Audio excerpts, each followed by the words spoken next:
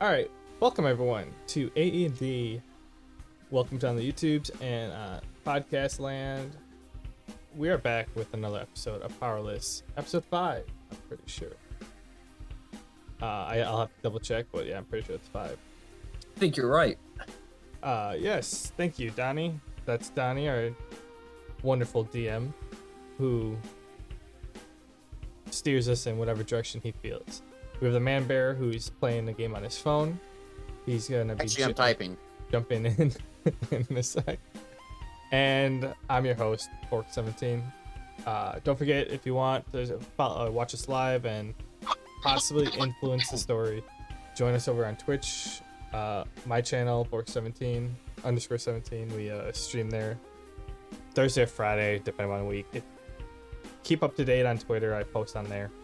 That's at Fork_17. Excuse me. And yeah, if you want to know what we look like, yeah, come to Twitch or the YouTube, AED&D. All that You good don't stuff. want to know what we look like. Man, Well- bro, you have a very sexy face. Shut your fuck up. Yeah, I think everybody wants to come to see you. And you might be able to actually watch Donnie start flexing into the camera to himself. So Sooner or later, you will. That too. maybe if other people are here, it won't be as weird as him flexing to himself. Little peep show over here. With that note, I'm gonna kick it over to Donnie, and he's gonna take us away with our recap. Because I think I know what happened, but I like to hear it from him. All right. Pretty simple. Last time on Powerless. Let me get in the narrator voice. Last time on Powerless, our heroes convinced Ramses that they were agents of Anubis, and gained enough of his trust to be given command of the giant robot while he leaves to the capital city of Duat. Why he had to leave was a mystery, but it was urgent, as he immediately encased himself in a suit of metal armor, similar to Gadget Man's, and flew off in a flash. Our heroes wasted no time while Sparkstorm studied the robot. Frequency organized the soldiers. Sparkstorm learned that the robot was called Pharaoh 1, and it was the core part of a series of robots designed to be piloted by 5 of Anubis' moderators. And they were designed to combine into a giant robot powerful enough to storm past the wall and crush the enemies of Emperor Anubis.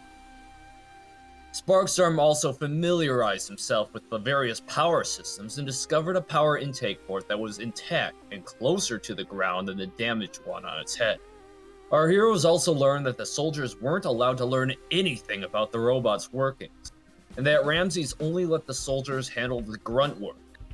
The soldiers also appeared to be incredibly ignorant in many matters, even not knowing how dirty their water was, or that the imprisoned Ravagers could be persuaded to perform labor to avoid their own execution.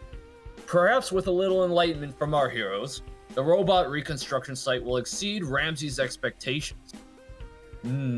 Maybe more than he would like. There it is. That was phenomenal. Thank you. You did miss the fact that Frequency almost got attacked. When did I almost get attacked? By who? Oh no, I was thinking of when we were going to go fix the robot. Oh yeah, that was a while ago. That was like episode 3. The end of episode 3. Did you guys actually play without me last week? No, but you're like half asleep whenever we're getting near like the ends of any session, so I probably forgot. Hey, I'm old. You're like a year older than me. You don't get that excuse. Yeah, but you're old and in shape. I'm old and completely out of shape. And I'm like 3 years older than you. Details. Well, yeah, well, put a pin in that. Anyways. So yeah, here you guys are building the robot. You guys are rallying the soldiers. They're actually pretty useful now that you guys have actually taught them a few things. It's no wonder it was taking Ramses so long. They weren't doing anything, and he wasn't teaching them anything. Yeah, essentially he was trying to do it all himself, and they were there. Which we're not actually teaching them, we're just making them go get stuff for us. So, Yeah. sort of. Yeah, more or less. So here we are. The cable, the power cable, the one that can temporarily give it a power juice, is being hauled up closer to the midsection, the part where you discovered on the schematics. It was much easier to get the cable there than back onto its head where the battery was destroyed. Yes. There is no truly intact battery on this thing, so any power it has will be temporary. But according to what you studied on the schematics, it can be powered for a time, a duration, even without a battery, but it will run out of juice. Well, yeah, the amount that the power supply is supplying is not enough to keep it running. Do I notice if there's like multi-power supplies, like multiple spots with batteries? So I feel like something this big should have at least a battery in the head and then one in the body. If not, then I'll just keep that to myself. You do study the schematics. It appears as if there is a redundancy battery in the midsection. It's not as powerful as the one that was in its head, and it doesn't seem like it would last nearly as long. And it doesn't look like it's been used either, so it would need time to charge. It would need to be charged up. Yeah. Okay. Yeah. So Google. I'm sorry to interrupt. I am listening, but I also Google is failing me. What is it called when women run the system? It's a matriarchy or something like that. Pretty sure it's a matriarchy. Matriarchy. I didn't think that was Yeah. when women ran. I thought that was just when you have a System of society, government ruled by a woman or woman. Yep. Thank you. Oh, okay. I was like Googling woman-run society and everything like that, and it gave me how to jog as a lady. That's I'm not even strange. joking. That's what Google gave me. You should definitely read up on that. How to jog as a woman? Yeah, that seems like right up your alley. Cute. There were some comics written about stuff like that. There was a comic book called Why the Last Man or something. I don't know. Anyways, so here we are with the giant robot. And the power cable is being hauled up to it as we speak. It might be only a matter of time until you're able to get this thing juiced for a while. Oh, okay. My end goal is just to have this set so that when Ramsey comes back, I can be like, here, you get like 5 minutes worth of boot up time. It's all plugged in, and then... Do you really want to wait for Ramses? You're being meta here. He was skeptical of you guys and left you here because he didn't want any of the soldiers to learn anything. He's probably going to find out who you guys are when he gets to the capital. He didn't say where he was going. He just said he had Yeah. to go. Yeah, and on top of that, he only left like a couple hours ago. It's not like we've been here that long. Yeah, no, but when he does come back, just saying, just Okay, meta. Okay, just a thought that should be going through your head. so how long would it take me to actually learn or like memorize to a point the schematics? Or no, I was gonna sneak out with them, right? Well, yeah, you could also download them straight to your gridometer if you wanted. Oh, okay. I didn't. I thought. Am I looking like a screen that I'm flipping through, like a portable PDF? It's kind of like a scroll, except Digital the two scroll. handles where you pull it out instead of like paper. It's like a hologram. Oh yes. So I tell the workers by me. I'm like, okay, keep doing what you're doing. I'll be right back, and I go find frequency. I will also say you have a perk that allows you to instantly memorize schematics. Wow, he's giving you a bunch of free shit. I mean, you've had that for a while. So I'm chilling Noted. down by where you left me. I've got my gross ass dirty water in my hand, waiting for them to boil new water as I suggested, Oh yeah. as well as a line of criminals in front of me waiting for a surgeon to come remove their batteries without killing them.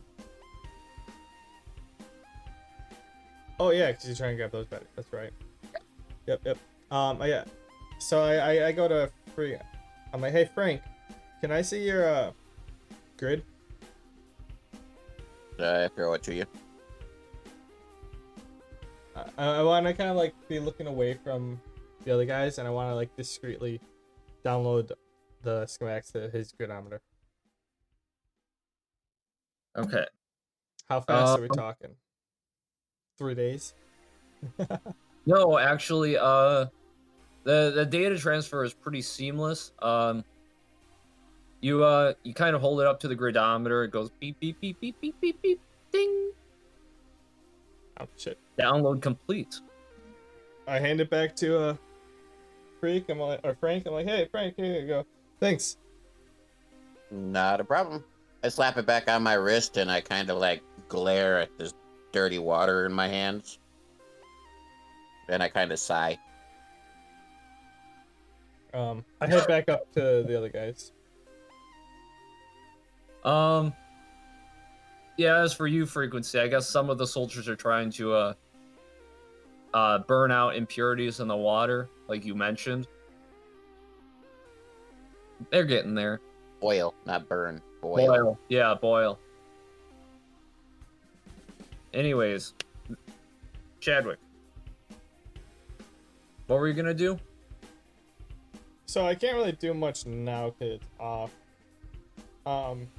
Yeah, I was just gonna I was gonna check up on with the guys who are any of them working on the head? No, because Ramsey didn't allow them, right?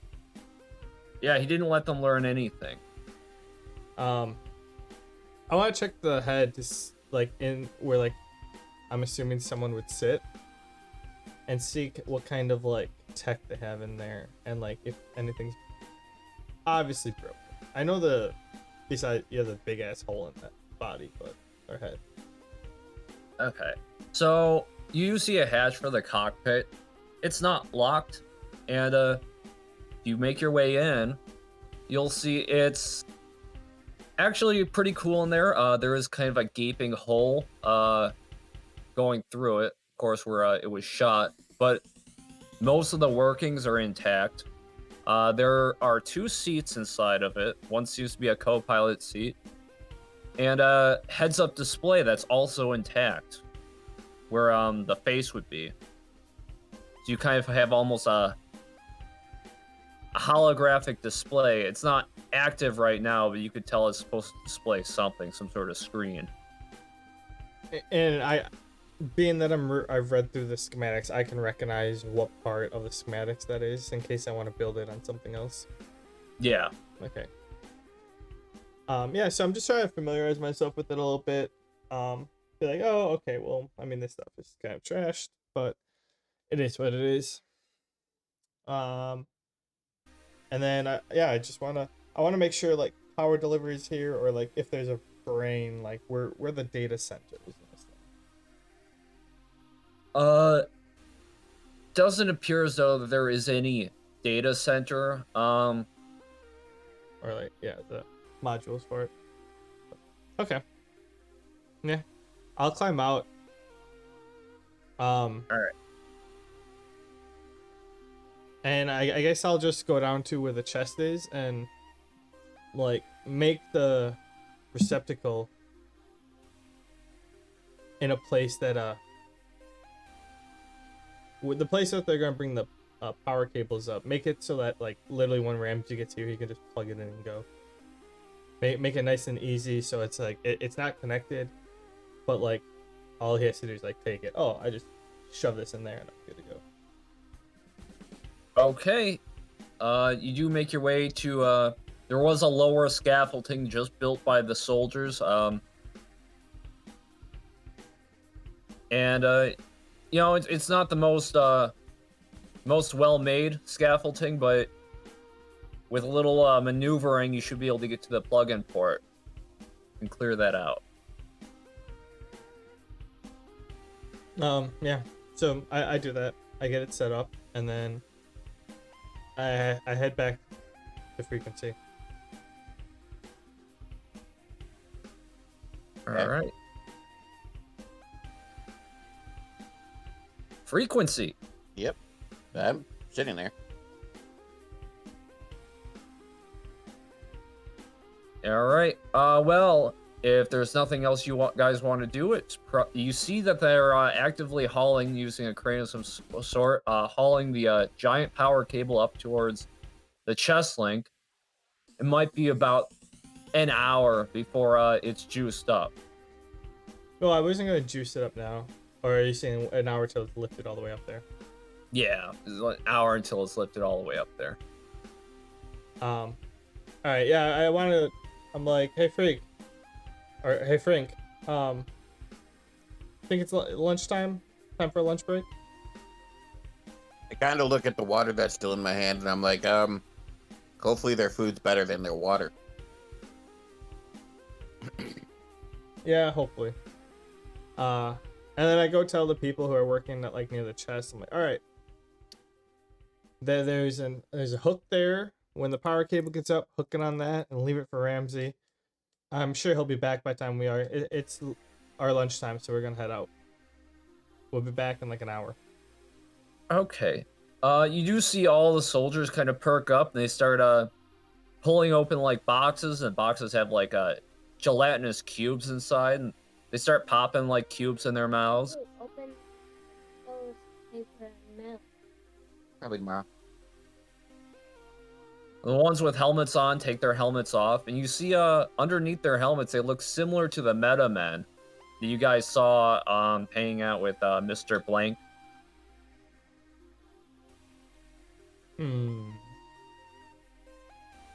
Okay. I asked Frequency like as we're leaving. I'm like, hey, so should we be nervous about those Meta Men?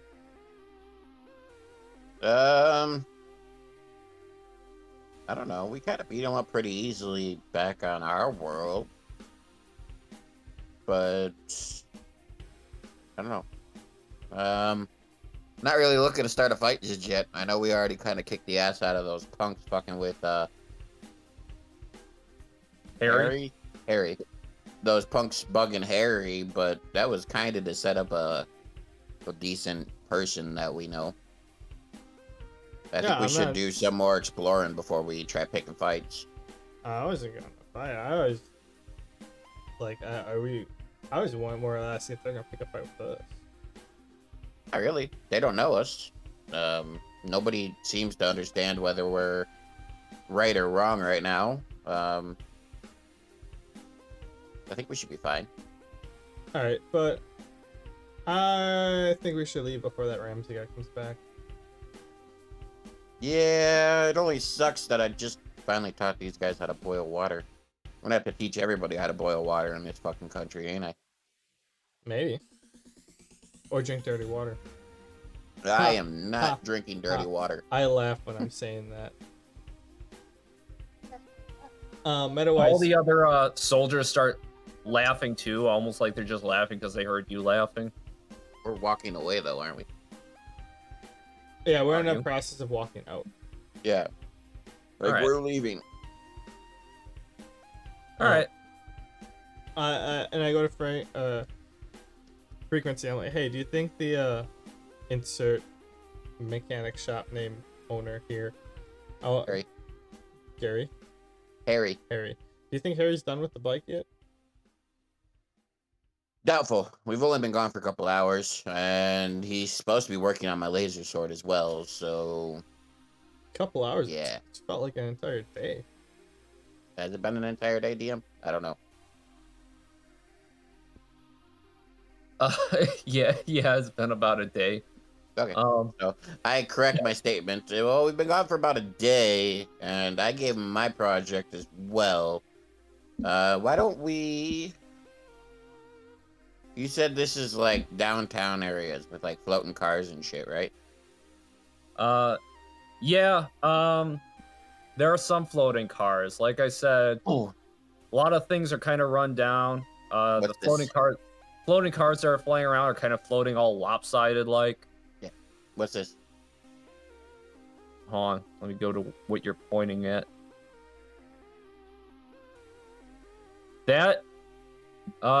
when you were climbing the building earlier, and you could even see at the top of the robot scaffolding, a giant bridge over here connecting to the outskirts. You can't see what's past the outskirts because it is kind of gated off right here, and the giant wall that surrounds the city extends past the sides.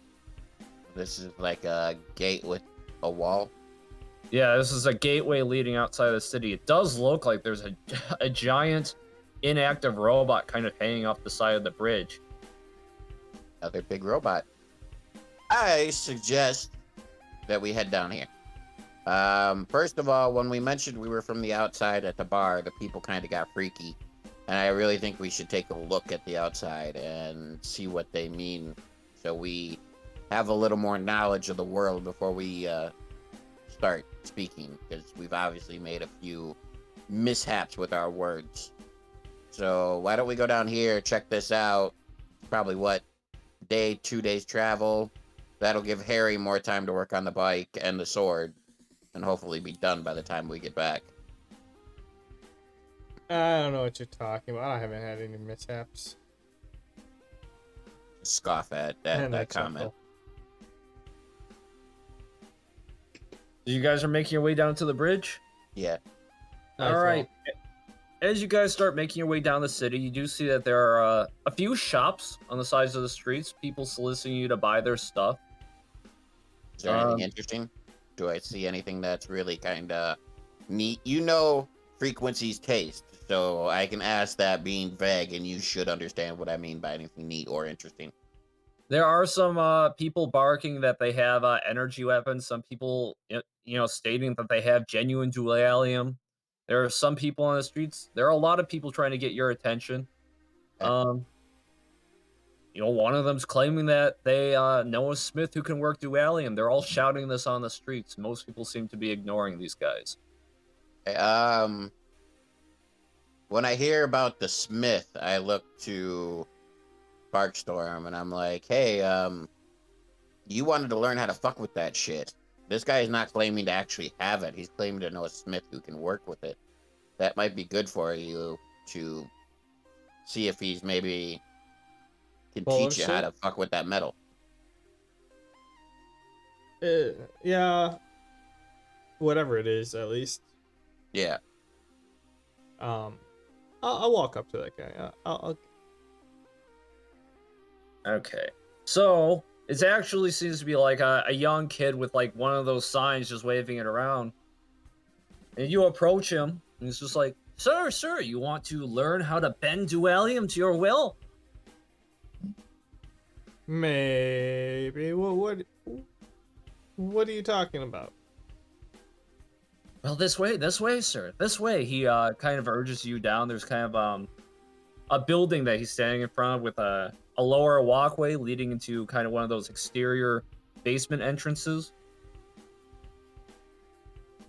I start to follow. I put my hand like on my tomahawk though.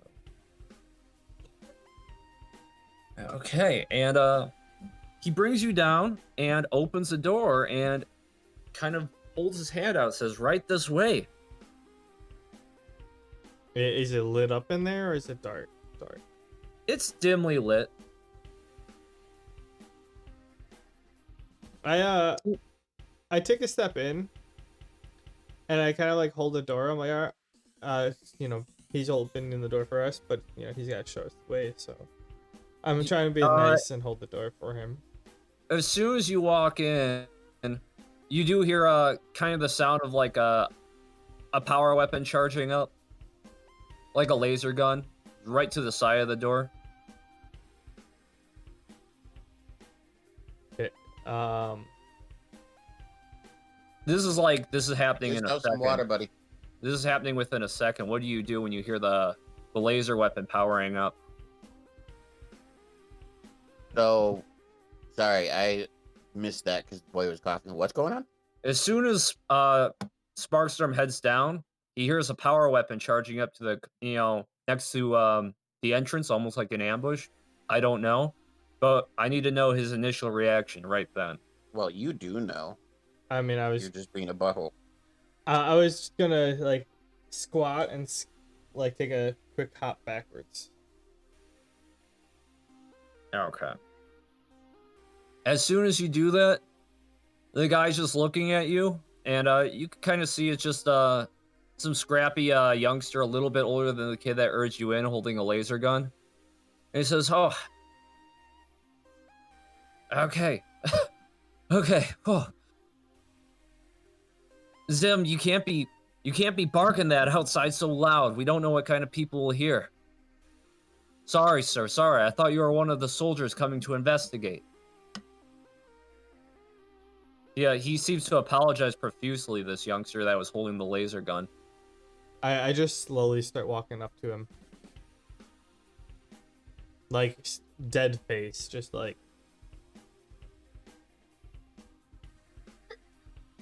He's kind of trembling. "No, really, sir, I don't mean no trouble. You here to pay for dualium, right?" He's kind of shaking in his voice. Turn the lights on. He says, okay.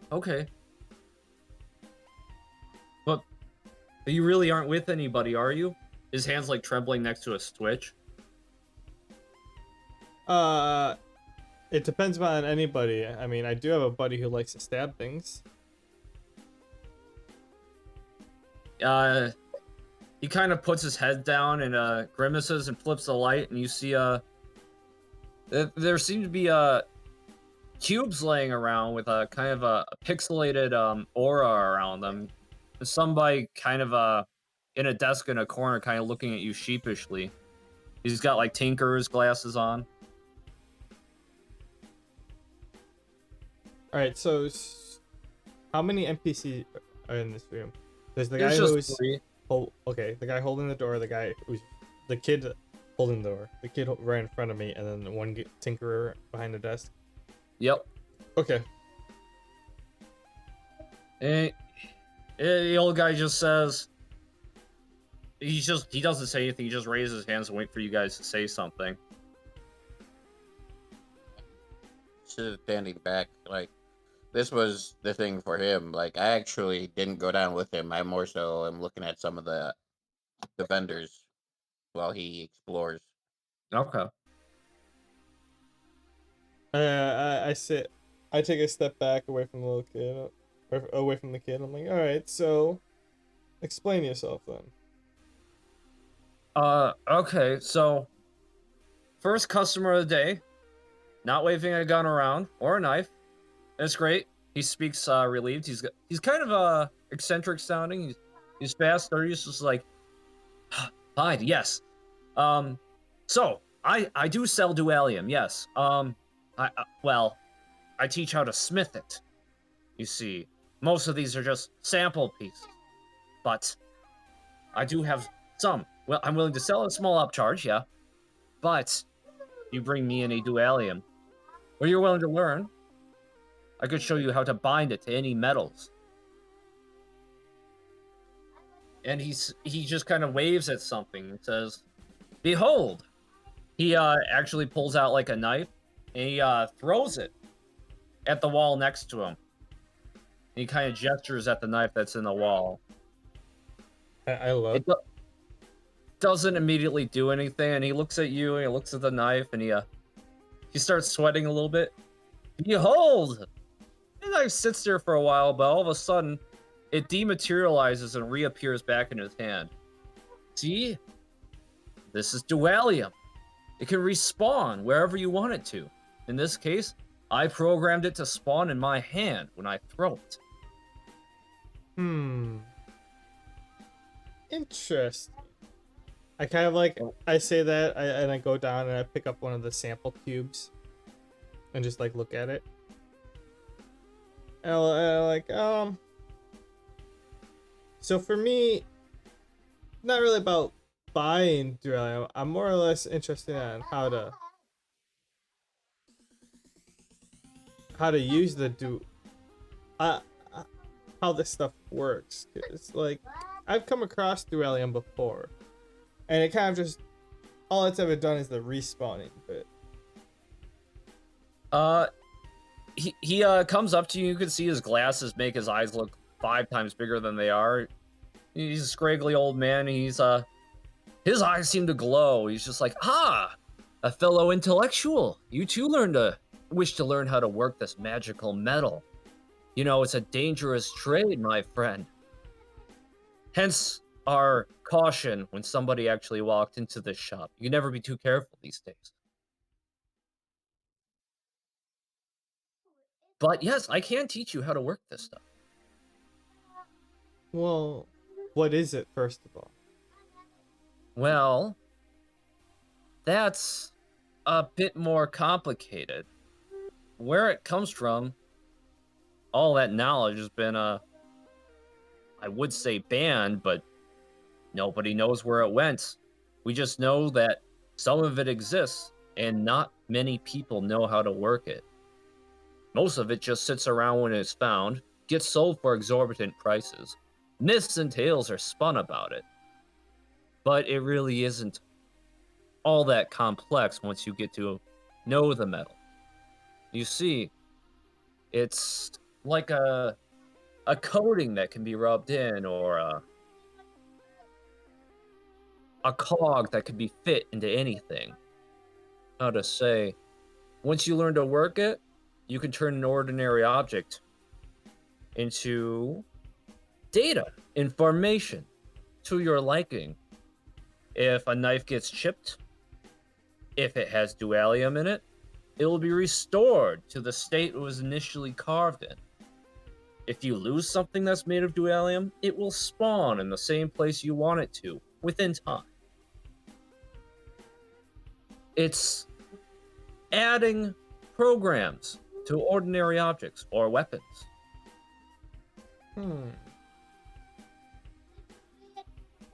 So, you say you know how to add it to, like, metals, apparently. Yes. But, Do you want... like, how do you, if I find something with dualium, how do I reprogram it so it doesn't despawn on me? That's also a bit complicated. When dualium is inherently tied to who owns it. So if you wanted to unprogram it, it would be quite helpful to have the approval of the initial owner. If there is no owner, it would probably be fairly simple to deprogram it. So then how does it know who the owner is then? Well, it's a sort of ownership code that's tied between who enchanted the object in the first place. A dualium knows who assigned it to what object. So why isn't dualium being made anymore? It's not being made because, well, like I said, the knowledge is not common, but I do believe that the source of it left this world long ago. My own theory, of course, there's nothing to back this. I mean, where would it go? Well, there are some who believe that there is an outworld. A world outside of Duat, which Lord Anubis would arrest anybody who publicly said so. But, again, one of my theories is that...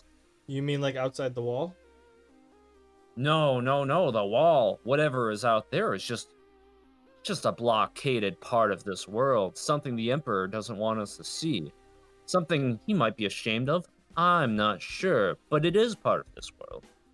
I mean layers, dimensions. Oh. I mean a place that cannot be ventured to on foot. So what do you think the source of dualium looks like? Is it like a creature that dualium is actually an excrement of it? Well, maybe she's a beautiful woman.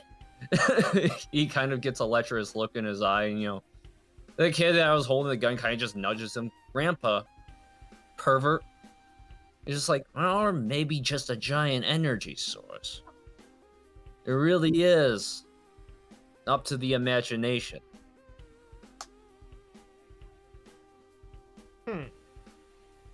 But it's not here anymore. I go, oh, okay. Let's just say, hypothetically,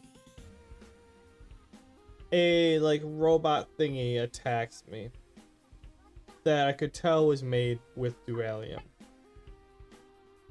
How would I stop that robot from despawning once I defeated it? Oh. Well, typically what you would do is kill whoever owns the robot. But if you want to unenchant the dualium forcefully on something that's owned by somebody else, that is quite advanced. And I could teach you a thing or two I know about that, but that is advanced. Let's just start with, okay, how quick can you teach me how to just program a piece of dualium? Right now I can teach you the basics in about an hour. Really not too complicated. A basic enchantment. Alright. I pull out my 2 tomahawks and lay them on the table. I'm like, alright, here we go. And he just says, first, prices. This is a dangerous craft I dabble in, and I need to be compensated fairly, you understand. That's And fair. he says, $400 for a lesson on basic enchantment. Do I have 400? I'm like, what currency is this, by the way? It is still normal money. Is it the same money that I have? Yep. See how much money I actually have.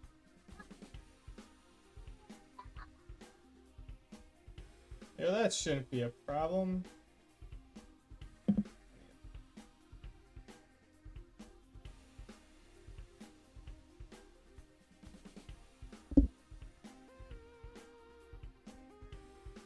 Oh yeah, okay. And I put 200 down. I'm like, here's 200 for the first half hour. And if I like what I hear, I'll keep going. Ah, excellent. Let's begin with the first tomahawk then. And you see him take that cube, that pixelated cube, and kind of he kind of rubs his thumb across it, and you can't tell what he's doing, but a piece of it kind of scrapes off onto his thumb. And it's all pixelated, and you see him rub your tomahawk, and it's just like this, you see. You take a sample of the dualium, and it's not physical once you take it. It's almost like an energy. You rub it off. And you apply it to whatever you want to enchant. It's like drawing with your thumb. And you see him kind of drawing like a 1 and a 0, like a series of 1s and 0s.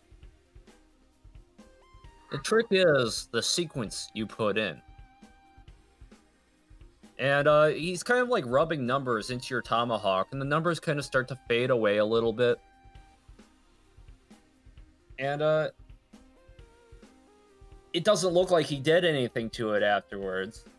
Then he says, there it is. A basic binding program. If you lose this thing, or you put it somewhere, or it's merely not in your hands, it will return to you within 48 hours.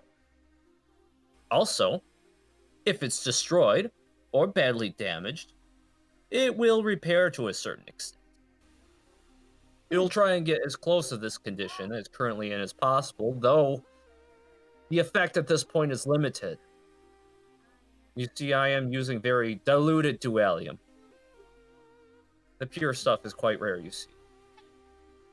I'm like, alright, so you did that one, and I put the other 200 down. I'm like, I want to do this one. Ah, yes. And you do see the 1s and the 0s, a series of numbers that he's writing. You kind of memorize it. This is a lesson he's teaching you. He allows you to have plenty of time to see what he's writing down. And he says, you see, It's not a craft so much as a form of knowledge. So I'm writing. Do I peel it off properly, like the energy, and I write the numbers on the other tomahawk, correct? Yep. I'm like, oh, now I'm gonna have to figure out how to test this. My shop is not going to be leaving here, assuming there are no busts or raids by the Emperor's guards. So, if your tomahawks do not return to you after 2 days, if you leave them somewhere, you can always come back and demand a refund. Well, Of course, I can teach you more advanced techniques for a higher price. I don't One know. whose I have, results. I have time for that. I am kind of on a schedule here. How about a book? Do you have a book I can buy off you?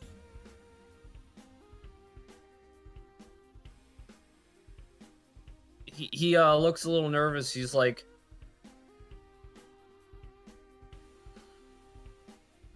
that will be costly. I would have to charge $2,000. It would have the full lessons in it, but it wouldn't have me to teach you or guide you through them. And it would take time to learn it. Also, it is contraband. If you are caught with it on you, it's just as bad as having worse than having dualium itself. More illegal than the enchantment is the knowledge to utilize it. I mean, if I'm caught, I'm gonna go to jail, regardless. So, I'm not too worried about that. I owe the 1750. Oh, 50. Roll a Hagel check, or pretty sure that's just Hagel. That is its own check. You have a +1 to that on top of your speak bonus of 6. So roll d20 plus 7. 810. And he says 1,850.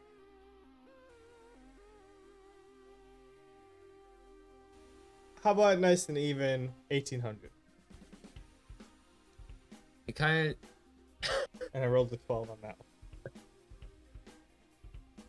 he looks around. He's just like, 1850, good sir.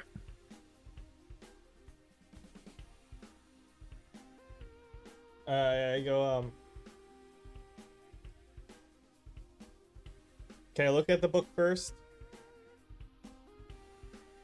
You can look at its cover. He says, and he displays it a little proudly to you. Kind of does a little flourish with his hand. Can you like flip the pages so I know they're not blank or just containing your mother's recipes? Thanksgiving dinner. It's like very well, but better not. He doesn't want to do it. He flips through them really quickly. See? Very important information. No reading for free, though. If I give you time to linger on a page, I might as well just give you this book for free. Do it.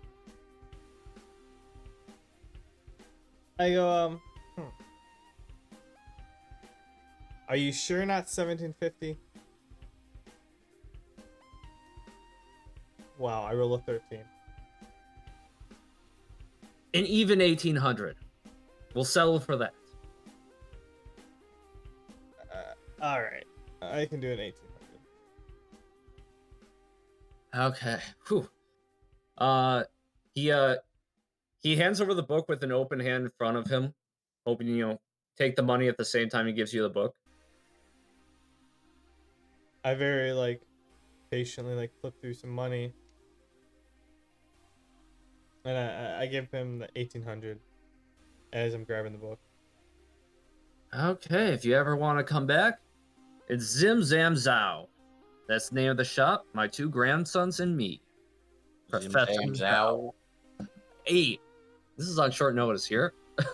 Hey, it's actually original, so I'll take it.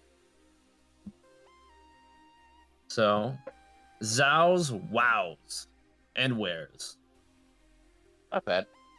Zhao's, wows, and wares. I approve it.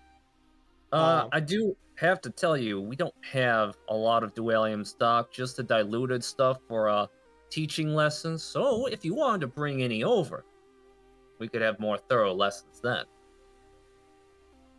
Yeah, I mean, if it's based off what you said, 1, I'd have to find it, and 2, I'd have to kill the owner in order to gain access to it.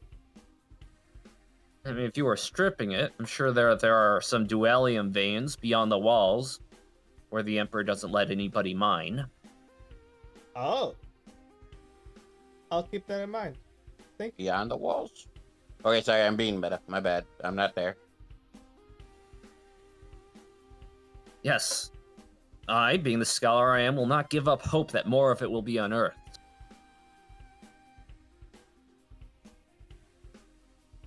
Alright. Well, I appreciate the help, and I point to the little one. I'm like, watch yourself. Just watching out for Grandpa. He kind of pouts. And yeah, if I don't get my tomahawk back, and wait, 1 more second. With the quality of the dualium that's here, is there a range to it? Like, how far away could I be before it teleports back to me? Where it won't teleport back to me? Actually, that is an interesting point. You could bypass the time limit if it gets too far away from you, actually. If it is, I believe, more than 100 miles, it should respond to you before the time limit of 2 days. Sort of an All out-of-bounds reset of sorts. right, is there like a wooden, like, is the desk wood or is the frame of the door wood? It's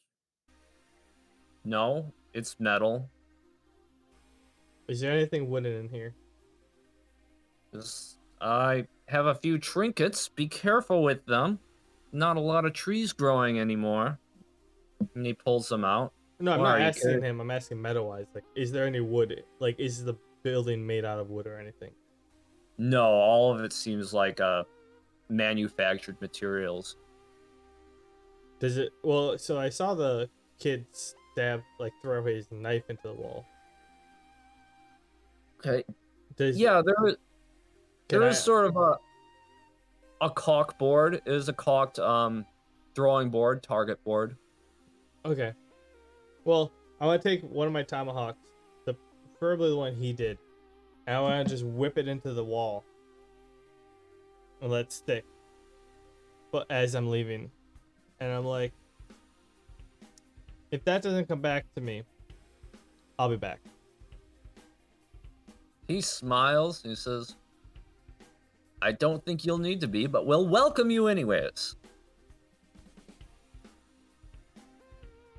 Till then, adieu.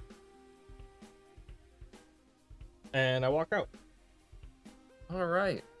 Frequency. This whole time you were perusing the shops, and you did hear somebody barking that they had actual dualium.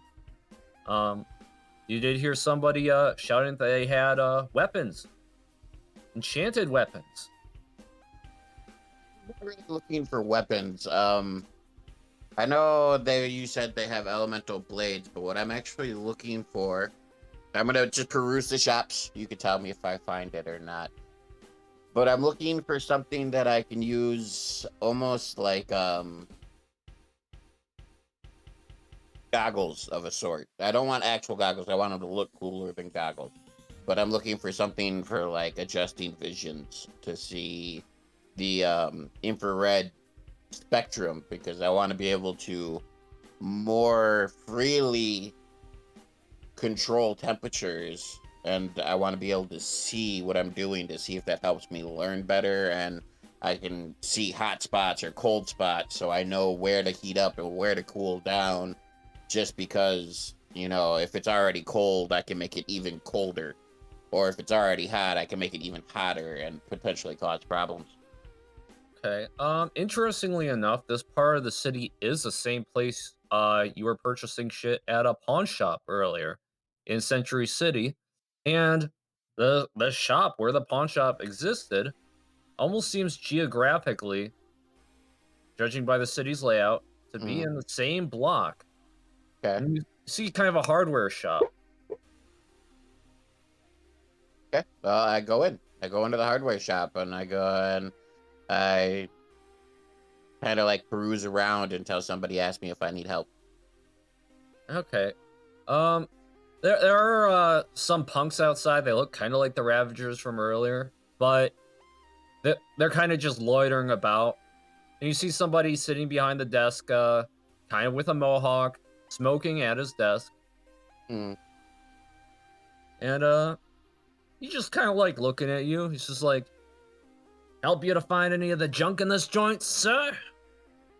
Depends on if your junk is useful, sir. Hmm.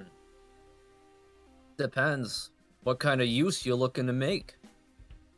I'm looking for utility. I'm already pretty good at outputs, if you get my meaning. I kind of caress the hilts of my laser daggers. But I'm not very good at utility. I need to be able to do some more side work, as it were. And he is you caress your dagger, he kind of lets out a whistle. Nice. Side work, you say? Ah, you mean something high tech? Well, I'm not really a techie. That's more my buddy's work. But if I'm going to find anything that lets me do what I want to do, I imagine it's going to be in a tech world like this one. A tech world? You talk like you're out of town, sir. And he lets out a a chuckle. As he chuckles, I literally stone face go, I am. He gets really serious. Says nobody's from out of town. Well, you can now claim to have the first out-of-towner shop at your shop, sir. You see the people for him looking outside, and you see the biker gang or the Ravager gang outside. They're all kind of looking at you too. He looks at them. They look at him. They all look at you. It's silent for a awkward moment, and they all just burst out laughing. That's a good one, Outworlder. Shrug at their laughter. Believe me or not, sir, I am here to make a purchase. Do you want me to shop here, or should I go look at some other junk store, as you put it? No. We like to give everyone a hard time. It's all about street cred. You see? Can't look weak.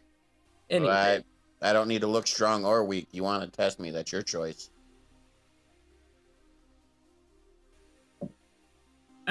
Okay. Don't mean any trouble here.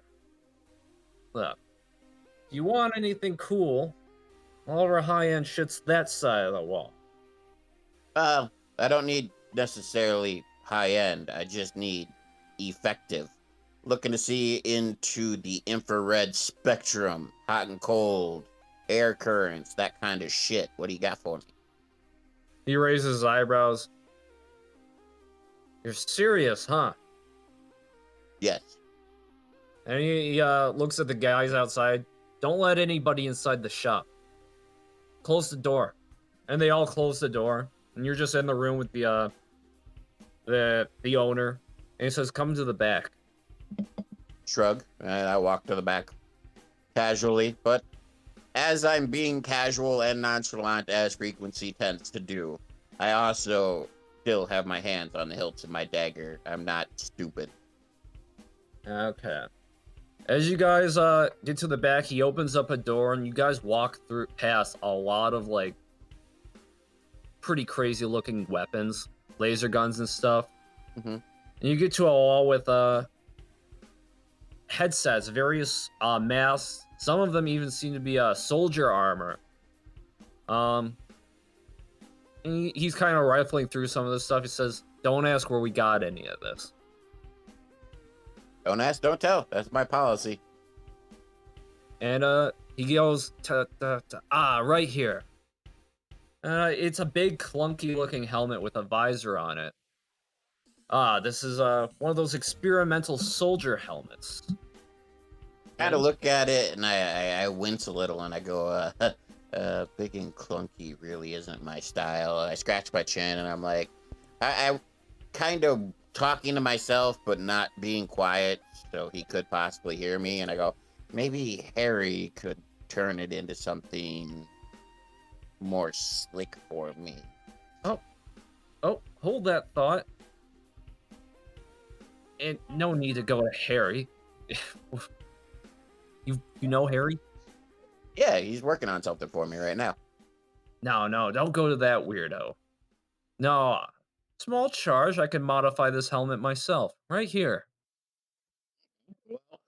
First of all, how much does it cost? Second of all, what does it do? And third of all, what's the small charge? Because Harry kind of owes me a couple favors, so I might get it for free from him. This helmet right here. Being, well, what it is. Experimental contraband. $500. And 2 seconds. I actually need to check my sheet and see how much I have. Okay.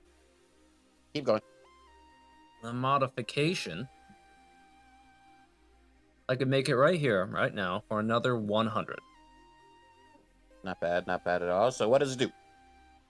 Well, you see, you click this button here, and he points to the temple of the helmet, and it changes the spectrum it perceives the world. And he clicks the button, you see kind of pauses, kind of goes staticky for like a second, and then it changes. There's a bit of a delay though, so I wouldn't spend too much time trying to click through the settings. How much of a delay are we talking here? Meta, I'm gonna say switching it will take a full turn. Okay. Do we know how many spectrums it goes to? Well, it's got the default see-through, and then what's this one? And he looks at you. He looks you up and down. He looks at your pants. He's like, you got the one that lets you see under clothes. Sweet. Anyway, sorry. Keep going. Yeah, it's the X-ray, and we got red, blue. Yeah, that's the heat detector, I think. Don't know what the word is for that. I'm pretty sure it's infrared. Infrared. Yeah, it is infrared, but this guy doesn't know that word. Okay. And the other settings, he kind of presses it, and you see it flash and fizz, and it's just static on some of the other settings. They seem to be blocked or inoperative. Cool. Okay. I can work with that. Well.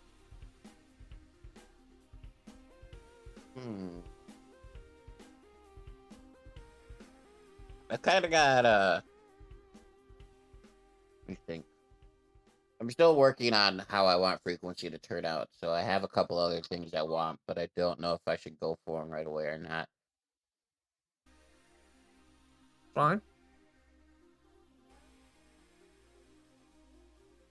You got plenty of time. Why don't you go back to Sparkstorm for a minute while I think? Alright, Sparkstorm. You just exited the shop with your newfound knowledge of how to work basic dualium. Or perform the most basic enchantment, I should say. Yes. And frequency went his own way. I don't know if you guys had like a meetup point or anything, but you are back in town. There are other people trying to hail you for their mercantile purposes. There are some people trying to offer rides in their hover cars. Taxi drivers of a sort, really.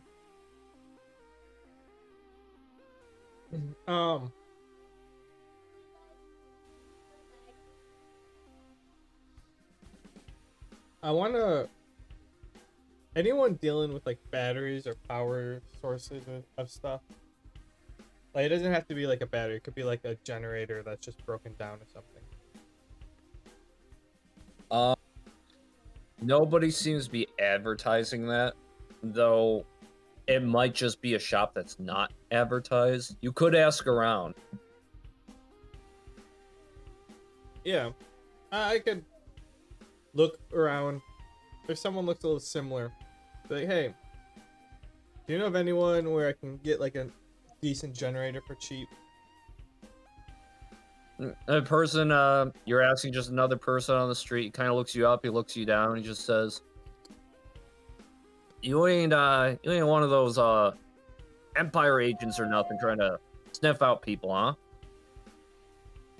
Empire? What Empire? Anubis's Empire. Oh, no, I hate that guy. And he kind of just shrugs, good enough for me. Anyways, yeah, Nick down the, street, he sells, he's got some juice, some batteries and stuff, maybe a Jenny, I don't know. Empire's, trying to get their hands on all the generators they can, so, yeah, keep it on the DL. I appreciate it. And I head that way. Alright, it's just down the street, and, again, it's just another one of those shops. It doesn't have any signs outside. It's a set of doors. There's nothing pointing to it being a shop, but it is the building that you're pointing towards. I knock on the door. Sly peeps up, and, you see somebody kind of look you, somebody's eyes on the other side open up. Says, what'd you come here for? Oh yeah, I heard that your buddy over there told me that you can help someone find a little juice. Schmucks can't keep a secret for a damn. And he opens up the door. Get in here. I oblige. And he just starts grumbling. Yeah, could use the business, but can't just have everybody know where this place is. I'll have to move again. Oh, trust me, it wasn't easy to get it from him. Oh yeah, Yeah. old buddy's got lips of steel, huh? Well, maybe wood. I used steel to break it open, so. I knew he was a good buddy, nice and reliable. Anyways, over here, right this way, sir. What are you looking for? Hey, he kind of urges you towards, it's got a wall with, like, small batteries. You don't see any large ones. There are some mid-sized batteries. I'm trying to make like an energy pack that I would wear. But I'm trying to be discreet about it. A wearable energy pack. So you want something small that can hold a lot of power. Sure. They don't make those anymore. He smiles. But I do have one model I'd be willing to sell for a pretty penny. $1,000 actually. It's about the size of your hand. Holds enough to power one of them taxis for a day. That could be useful. Yeah. What If about the Empire Oh, sorry. What?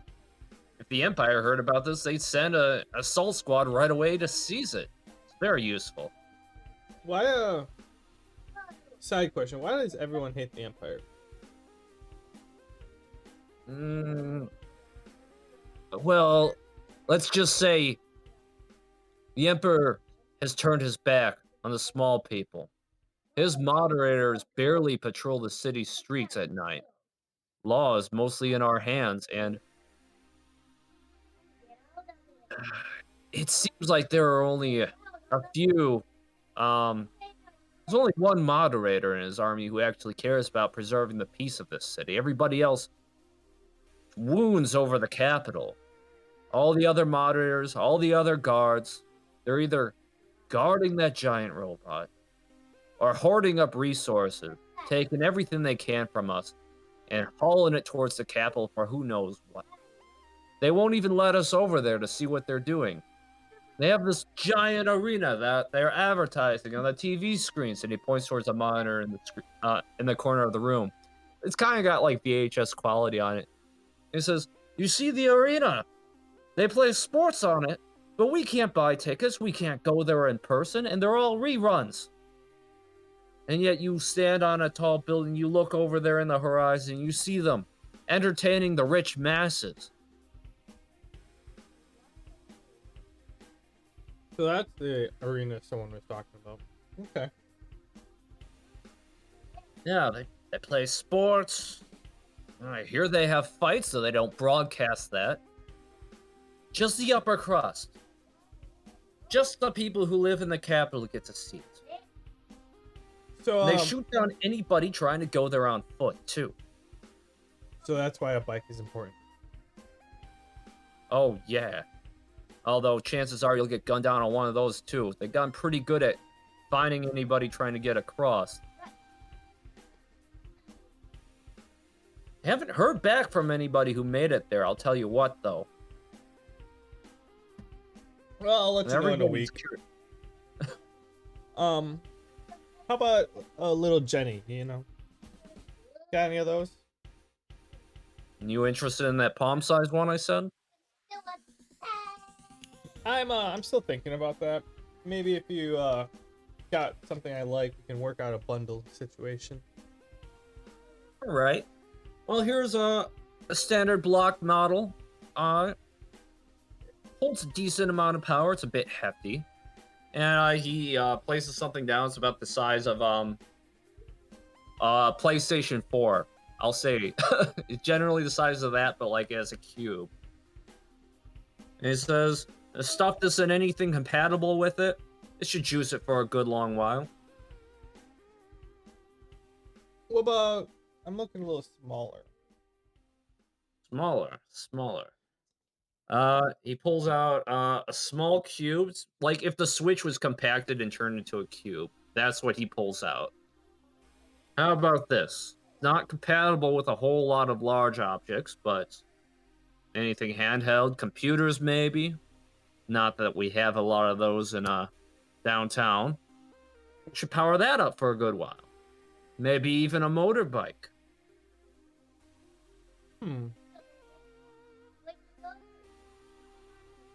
No, all right, yeah. That looks easy enough to carry. It just says, I mean, this is probably the easiest, well, the most common power source you could get your hands on. You know, despite it still being contraband of a sort. Well, what does it run on? Just energy. The universal energy. There are, well, there are no active plug-in ports anymore. Most things are just running on dying juice, but if you go to the capital, there should be plug-in ports that you could recharge these in. Supposedly. I think Harry's got one in his shop still active. So it uses power to make more power? Yeah, it drains from a common power source. So you see the way these things work. I guess you haven't really dealt with a lot of these batteries. Is this world that we're standing on? It generates power, and there were power ports drilled in, kind of like bored into the world, and people we used to be able to build a lot of these generators. Just plug them into ports leading to the center of this world, or whatever's below the surface. It would just power them. A lot of those ports don't work anymore. Some think the world's dying. Who knows? But all the working ones, more or less gone. Some shop owners still have active ones. Maybe they're tapped into a good vein. Oh. So Yeah, there's none that like I could attach to a bicycle and use that for power. Like I said, there are some still active. You'd have to hunt them down. I got one in this shop, but it's been drying out. You know, I don't think it's attached to a good vein. Probably got a few more days of juice left in it. So if And he points at like he points at a cube-like receptacle in the wall. You place any of these jennies in that wall right there, it'll juice it up.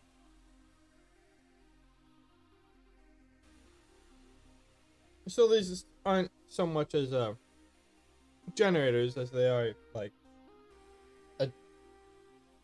a generating battery, I suppose. Yeah, they really are more like batteries. Hmm.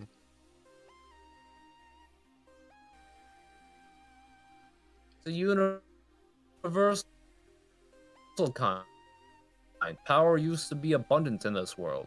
We had different sizes for different machines, plug them into a port, and it was any port, any old port, and it would just juice it up. Times used to be good. So, is there anyone that can throw in a fuel, burn it, and will create it and generate that way? It takes some jury rigging. These things weren't designed that way. I don't suppose it's out of the realm of possibility to fuel it with some other resource if you're particularly handy with the stuff. They don't really teach people how to do that. I asked him, like, can I look at this one? Like, Yeah, like take study your it a little time, bit? look at it.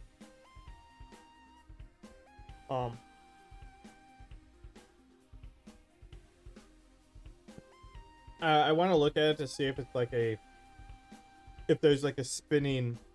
Most generators, like, you rotate one axis or you rotate something and power comes out. Is there like a rotating body inside of it? I don't know that much about generators, so I'll just take your word for it and say yes. All right, I'll take the one that's There's a that's rotating body inside of it. nice and compact. I'm like, this should do with what I want to do. You want the small one that can power a bike? Yeah, for now. If it works, it might be back. Okay, well, the Jenny is valuable. That'll be 100, but the true value is in being able to power it back up, and for a while longer, this shop should still have some juice. You want to come back, juice it up? I could charge you for that, too. This one's got full battery, though, so it's just 100. Wouldn't you You want to juice it back up? Wouldn't you charge me once I got back here? No, Well, the battery does is have currently value. dead. Oh, the battery's dead. I thought you were saying that. Okay. I thought you said it's full charge. All right, I'll take the dead battery and the Jenny.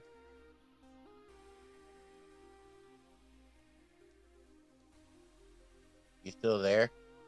Yeah, I'm trying to think. I think I worded it poorly.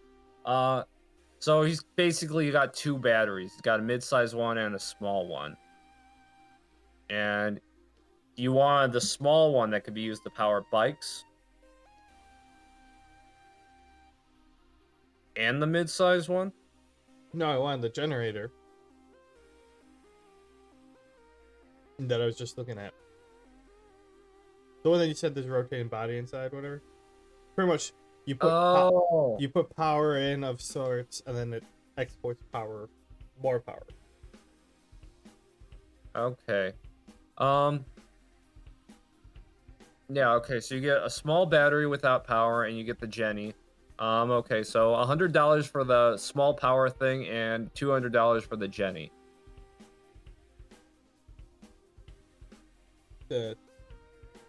Not equating what you said before. What did I say before? Well, so it's the power cell that's like the size of my hand. Oh, that one. That The was one that you that, said. That was the battery. The entire other conversation was the generator. All right. Okay. So you want the small one that's really portable, the size of your hand, and can be used to power a large vehicle. The experimental one.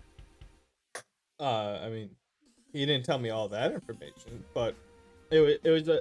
I was looking for a nice small compact battery. Okay, that one is the top end model. It's the most expensive thing in the shop.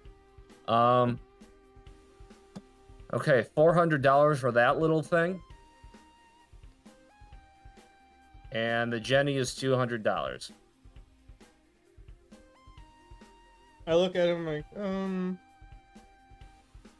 we make it a nice even 500? I hate having change and stuff. Roll a haggle. You were not haggling.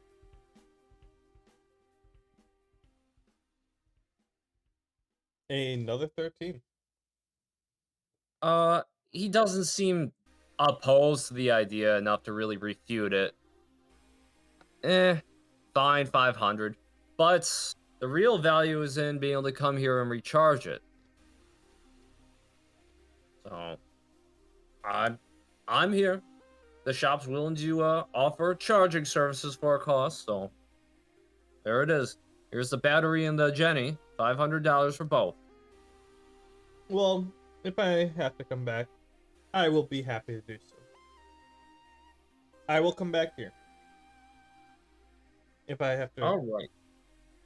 Okay, so that's a 4 in there. All right. I have to add these items.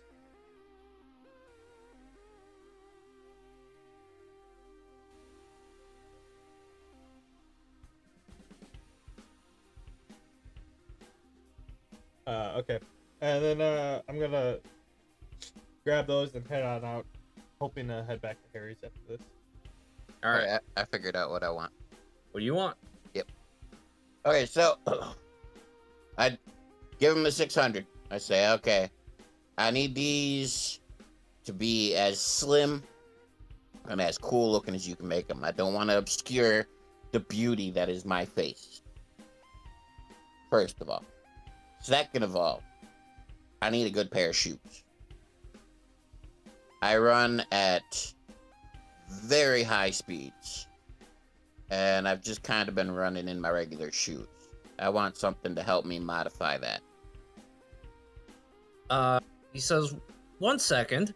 He turns around with the helmet, and you hear him click some things and press some things, and he turns around. It's just like the goggles with the strap on them. You don't know how he did that. And he tosses the helmet into like a garbage bin in the corner. That son of a bitch made it look ugly on purpose. I know he did. Anyway, go ahead. And he says, running shoes you want, huh? Well, never You heard. are all out. Sorry, go ahead. Never heard of anybody outrunning their shoes, but I do have some sturdy pieces over here. Oh, I don't need sturdy. I need more anti-slip. It's got to have a decent grip, because I do stop at amazing speeds. But I also don't want it to cause me problems while I'm running. So I don't want it to be too grippy. Stripped down and filed soldier boots. Those things are made for grip, though they're heavy. Give me a second. He pulls like a pair of the soldier's boots from the rack with all the soldier equipment. And he takes it into a corner. He just says, before I do this, the boots are 200. The fix is 50. Okay, well, before you do that, what kind of benefits am I looking at here? Like, I don't want to pay for new shoes that are going to do exactly what my current shoes do. Well, let's get meta here. Do you That- want That would be a good sign to get meta, yeah. do you want some sort of acrobatic bonus or reflex bonus during movement checks or activity? Reflex would be good. not really. I don't really do a lot of acrobatics. Reflex would be good. I'm also looking for like a basic kind of like armor as well, since these are fancier boots. I'm not expecting anything major since they are shoes, but anything really since it's not just a plain pair of shoes. Okay. I'll pitch you this since it is a very small piece of gear, Hmm. and if you are mid movement and you're moving, you're being caught in movement, maybe it's an opportunity attack from an enemy, or you just haven't done anything for 2 turns and you've just been running, Hmm. you'll get an extra dodge bonus. I could take that. We can work out the finer details afterwards. But the reflex bonus would be the main thing that I want as well. Okay. We could give dodge and reflex as long as you aren't like actively in between like combat turns, as long as you're just all movement. This is all just you on your feet running around. Yeah, no, like how do I say this? Like I want the reflex bonus. Like that's the main reason I'm buying them. If you're willing to throw a dodge bonus while running in there, we can talk about that afterwards, meta wise. But if I'm gonna buy these, I want that reflex bonus for while I'm running. Like it's not just gonna be for sitting; it's gonna be while I'm running. But I want to do some more unique things with him while he's running. So, Okay, yeah, that's fair. hey, So college boy, how do you spell soldier? SOLDIER. I thought so. yeah.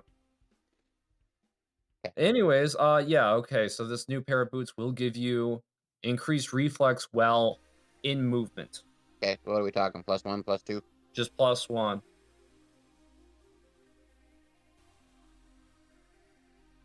Okay. You might find a better pair later. Yep, that's fine. 250 for 200 for the boots, 50 for the modification. Yep, which puts me at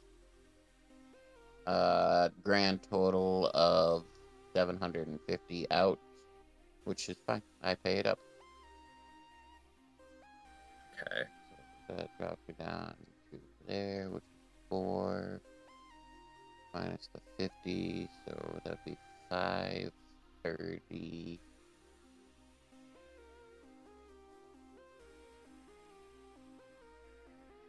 580.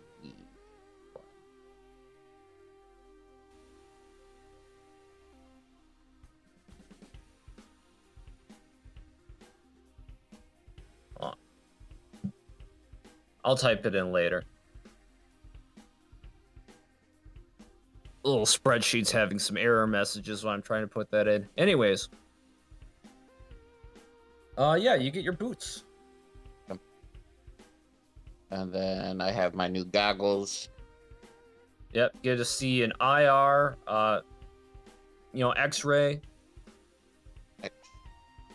X-ray. Pretty sure I wore Gamma, X-ray goggles. IR. Possible upgrade. Okay. Perfect. That's what I wanted. So I leave. All right. Are you heading back to Harry's, or are you hanging around town, Um, or are you trying to get back to that bridge? if we're well, I look for Sparkstorm. Hopefully, I see him.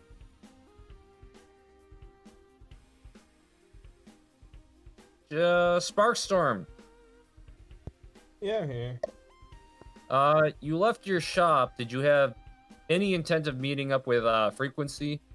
Yeah, probably before we went back to Harry's, because that's a little bit of a haul. Okay. Frequency, you see Chadwick on the street corner near, the block of shops that you guys were at. Okay. I go up to him. I go, so was that guy for real, or did you get shanked in the parking lot? What parking lot? Good point. Little kid tried to laser gun me. I told him that you were ready to stab someone. But I guess you weren't here? Question mark? Oh, no, I kind of trusted you to handle your own. I mean, I might stab people, but you freaking electrocute people, man. What's worse? So I got a book about how to use dualium. The guy was very hush hush about it. He wanted to charge a lot too. So I got a little bit. Figured we're not sticking around here. Might as well learn on the road. But also not be open about it. Apparently, a lot of the stuff people have around here is hush hush. Yeah, I've noticed that too. I mean, I went to buy some freaking goggles, and the guy had his gang of hooligans, I guess, close his door and hide it like it was some secret fucking spy college shit, man. I mean, I just wanted some goggles. Yeah, it's apparently this emperor that's here, like only allows them to have like dirty water and maybe some food. Mm. Anything tech related is just super hush, or it's just like commandeered by the emperor. Yep, seems that way. Did you really just answer for me? No, it just was quiet for a long time. I was thinking, and I'm also typing still. Yeah, it's kind of oppressive here. Maybe we should dig into that. But it's getting kind of late in the day. Do you want to head back to Harry's or continue on our trip towards that outer wall? I'm still kind of curious on what's outside these walls. I mean, we can give Harry more time. I do want to get back and like get ready to head north, but like apparently there's dualium that's like mineable outside the wall. So towards the gate. Sure, maybe we can look and see. I don't know, just what is outside there. What it looks Sounds like. good to me. So we head towards the gate then. All right, do you try to hail a taxi or do you try and make your way there on foot? Walk. Didn't even know we could hail taxis. There were people trying, you know how like you walk in like some cities or a taxi driver's always trying to get your attention. No, Oh wow, never experienced that. I have. Oh. Yeah, I was in North Carolina for a few years. Anyways, yeah, there were some people trying to get you, get you to ride with them, charge money for it. The the high class poor people who actually had hover cars. Okay.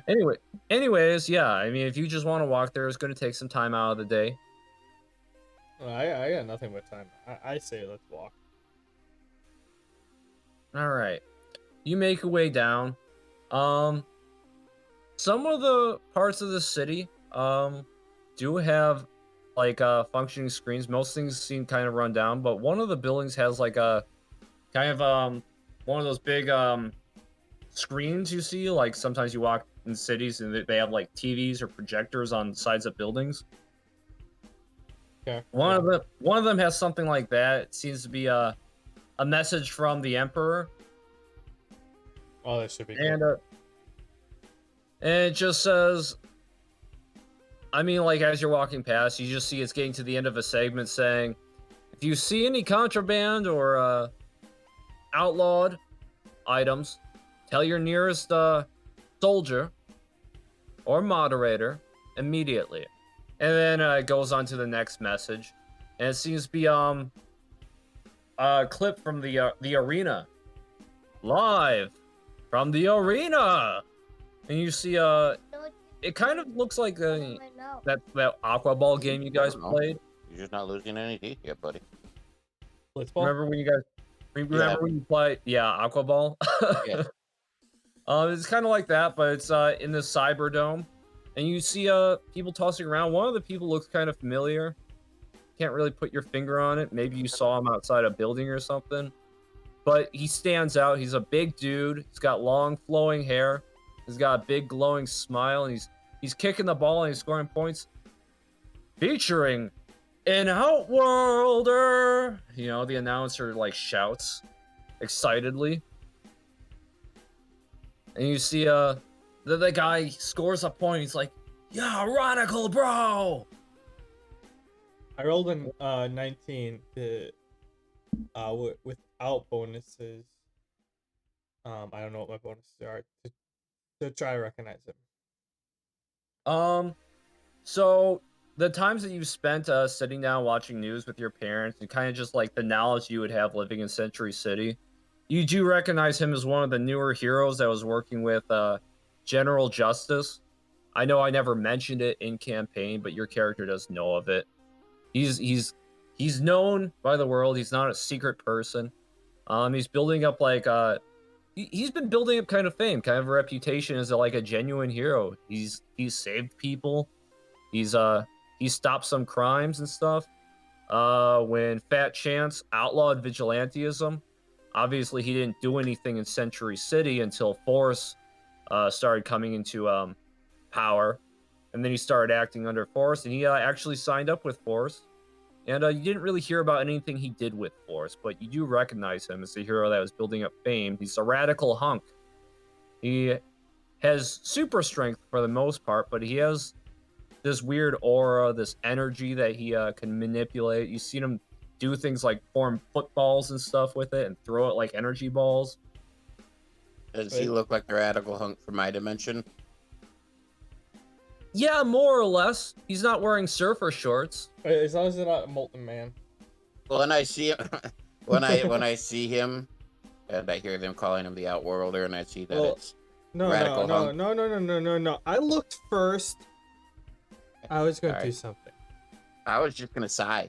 I was just gonna sigh dramatically. Well, you can do that after I do what I'm going to do. Okay. So anyways, like I was looking and I saw it switch over and I'm like, hey, freak. Mm-hmm. He's from my world. I look at the guy and I do my exasperated sigh and I go, I know him too. But how'd he get here if he's from your world? Maybe we should ask Mm, maybe we should. Is this like something we see on the way towards the wall, or is this like a video of some other area of the town? This So is you a see video of this- the arena that's in the capital. Yeah, this is like a projection on the side of a building. Mm-hmm. And then I also say to Freak, I'm like, so also apparently this is the arena that the last guy mentioned. And you said this looks like that that game we played in our memory, right? Is it exactly like that or somewhat different? Looks like it's pretty much exactly like that. People are kind of floating around in like a kind of a three-dimensional movement. You got people moving up and down. Of course, you know, when you guys played it, meta-wise, you guys were kind of just moving around. But role-play-wise, yeah, people are kind of moving around this dome. Okay. I go, well, if we really want to meet him, Around. what? Hello? Hello. Sorry, I was in the middle of talking and I heard the word round. Oh. No. Go on. Okay, I was gonna say, I looked at Sparkstorm and I go, well, if we want to meet him, then we should probably try to remember that game from that weird vision we had, because we'll probably have to play. Got it. Okay, yep. Maybe. I don't know. I'm not that athletic. Well, if it's in a big ball of water and you have electrical powers, I think we will have an advantage. That may be true. But But yeah, I'm pretty sure you'd get hit too.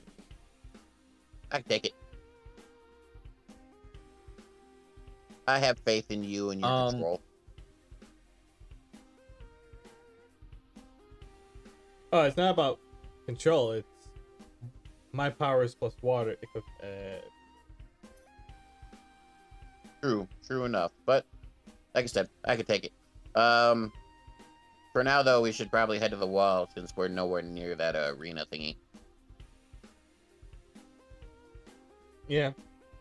And we keep walking.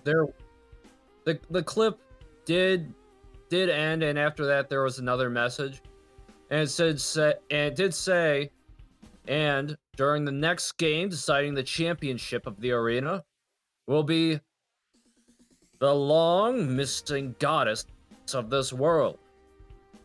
And you see someone who looks like Gizmo Girl, kind of like standing upon a podium next to a cloaked figure. Next time at the arena. When I see Gizmo Girl up there, I sigh again. Like, fuck. What? What's up? Well, I found Gizmo Girl, and I point at the screen, and Really? Where? she looks to be Oh. controlled. Oh. That's the one we're here for? Yep. And And I'm guessing the cloak figure is her handler. we might have to get back to Harry. Yeah, well, he said it's not today, so we got time. Let's take our look. I mean, if you can do something with that dualium shit, if we can find some and you can do something with it, all the better to help us out with this shit. I'm just saying, like, maybe after we check out the wall, we get back to Harry and we head north. Like, might not have time to dilly dally around here that much longer. Yeah, I would agree with you. Maybe stop in by the robot on our way back and see if we can jack some of its shit, or do you have all you need already? No, look. Oh, all the prints are in the granometer. Oh, cool. Um, Never mind then. Back to Harry's after in the your wall. grid. Whatever's not in my brain is definitely in your grid. Okay, sounds good. Well, let's go check out this wall, see if we can spot some shit, and go from there. Okay, you guys make your way to the southern wall, and you see it's not as heavily guarded as you probably would have suspected, being a border to the wall. The wall's actually really high to the left and to the right of it. And as you cross the bridge, it's kind of a giant, massive chasm going down. So it's like the steep drop off going down as far as you can see. But where the ground begins again, the wall is built. It's huge. But the bridge itself seems to have like this giant robot hanging off of it. It looks wildly different than the one that's under construction in the city. Okay.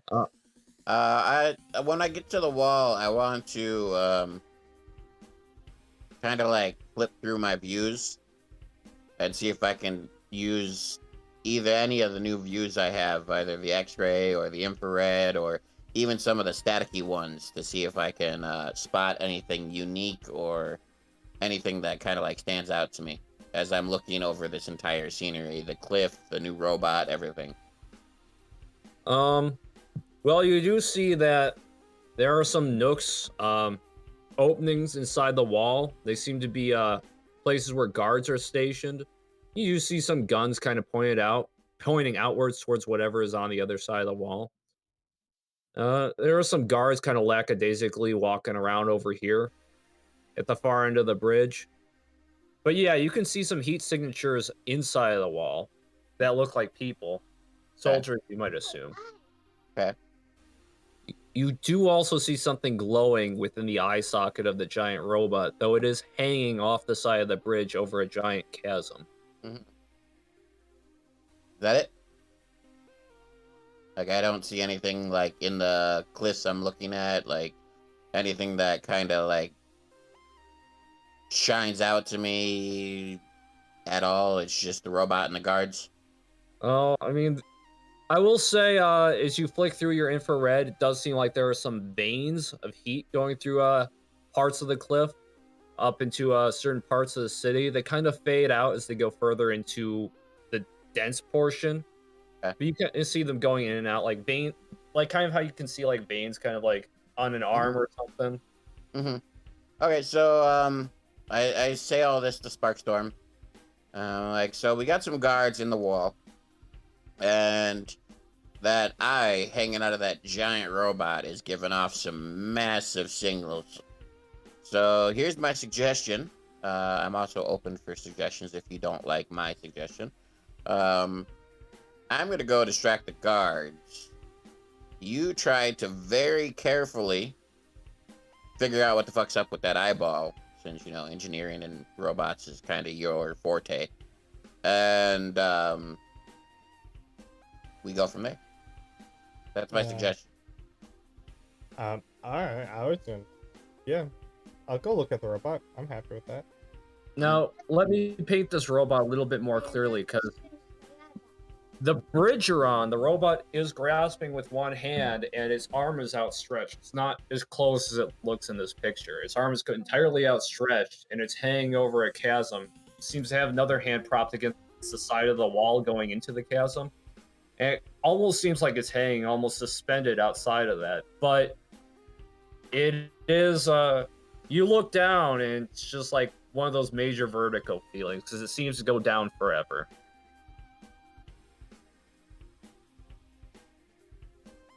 All right.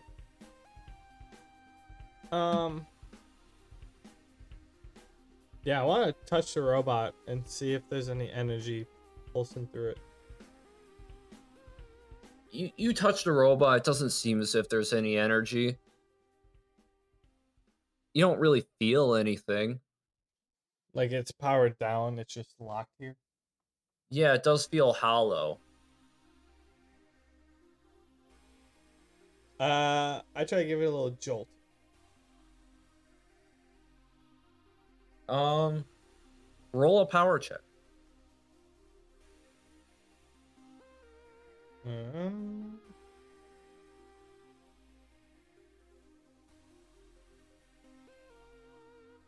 Unnatural 20. Okay.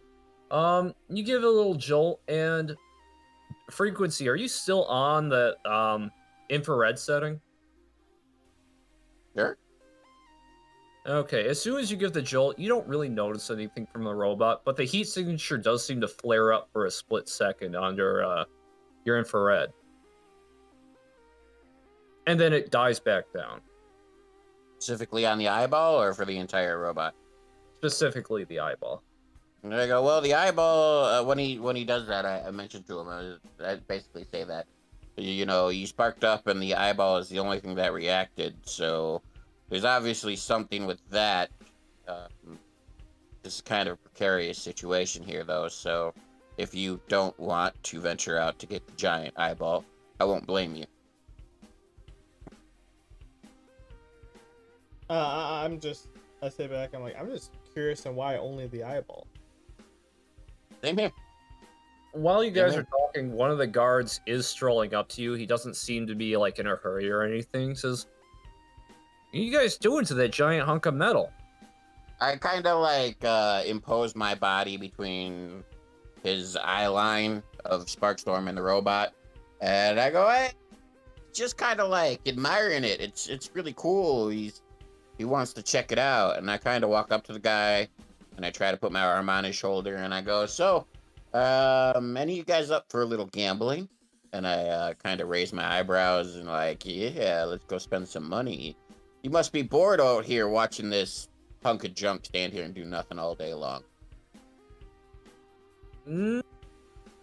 Well, there is the occasional rogue robot on the other side of the wall we take pot shots at. How much you want to bet? We'll find one within the next hour and shoot it. Well, how about this? How about we make this real spicy? Me, you, and the other guards, we go that way, and I point away from Sparkstorm and the big robot, and we see who can hit the robot the hardest. Winner takes all. I'm willing to put, let's say, $400 down. If you guys are willing to meet my wager, 400 per person, that is. So anybody taking part of this wager has to put 400 in. Can't just be me putting 400 in. Wait, You want to hit this robot? No, like- you're random robots that you take pot shots at, not the one Oh. Sparkstorm is by. Like I said, I'm walking him away from where Sparkstorm is, and I'm pointing out towards the thing is. Oh, you want to take bets on who can hit robots the hardest? Yes, exactly. Ah, and you said 400 in for everybody? 400 per person. He claps his hand together. You know, why aren't any of the citizens curious about this? This is such a fun job. He says, come this way, come this way. I go, well, you know what? I'll spread the word after I take all your money. I say with a grin. I'm not trying to be evil. I'm just being playful with him. All right. Again, he doesn't seem too interested in what's going on with the robot. He seems more eager about shooting robots with you. And he kind of takes you, and there's kind of a walkway up the wall, kind of like a outside stairway. It leads into a kind of a doorway that leads onto a balcony. And he sits behind a giant gun turret. And he says, $400. I can hit a robot harder than you. I go, hey, that's not fair. It's not fair. If you get the gun turret, I get a shot with the gun turret. And he looks at his buddy. And so he can't do that, can he? He's just like, I mean, it's not stated beforehand, you know, it's open to change afterhand. And he's just like, fine, you get a shot on the turret. Okay, now we're fair and square. You get your shot with the turret, I get my shot with the turret. Anybody else in on this wager? I ask any of the other guards that are around. All the other guards are kind of just like shaking their head. And it's just like, fucking number 1, 2, 3, 4, number 1, 2, 6. Why do you entertain citizens like this? There's nothing wrong with them. They just want to shoot robots. That's what we're made to do. I also want to throw in my own little persuasion, and I go, winner takes the whole pot, 400 per person. You sure you don't want in on this?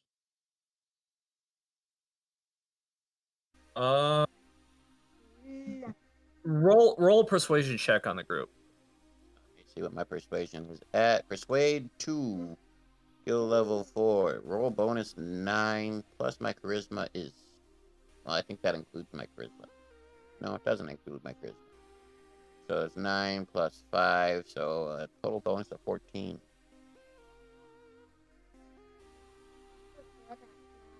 Yes, I am. A 23. Okay, you get 2 more in, so that's another 800 in the pot. So that's 5 times 4, 2,000 in the pot. No. Yeah, 2,000 in the pot. Okay, so you roll a 1d20 and I'll roll 4 d20s. Well, before I roll, I wanna cheat a little. Give myself advantage as it is. When I take my shot, I want to coat the inside of the cannon with a very, very thin, so it doesn't shrink it too much, layer of ice that spirals. So that when the bullet comes out, not only will it slide through faster, but the curve will spin the bullet, turning it into more of a piercing projectile. That's going to be 2 checks. One for being sneaky. I would call that a stealth check since I don't... Unless you have sleight of hand, I would say that's sleight of hand. I'm ultimately, like, I'm just grabbing my gun and I'm channeling my power through my hands into the barrel, just like I do with my daggers. Like, there's no sign that I do my powers. It never has been. Right, well, in that case, it will be a power check to see if it's effective. That I can agree with. I'm perfectly fine with that power check. So that's 4 plus 4. And then my hot cold skill is level 3. But I don't have any bonuses to hit for that. So 2 plus 4. Come on, big money.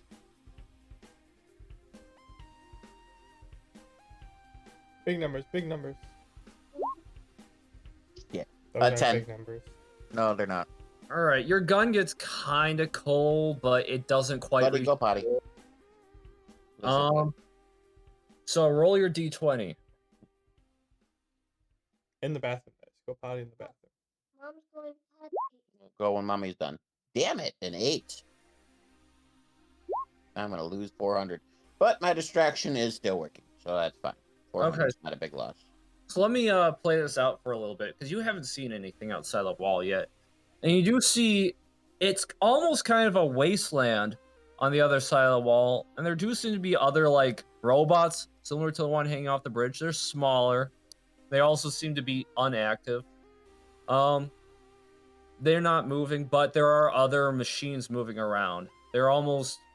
You know those scorpion things from Final Fantasy VII?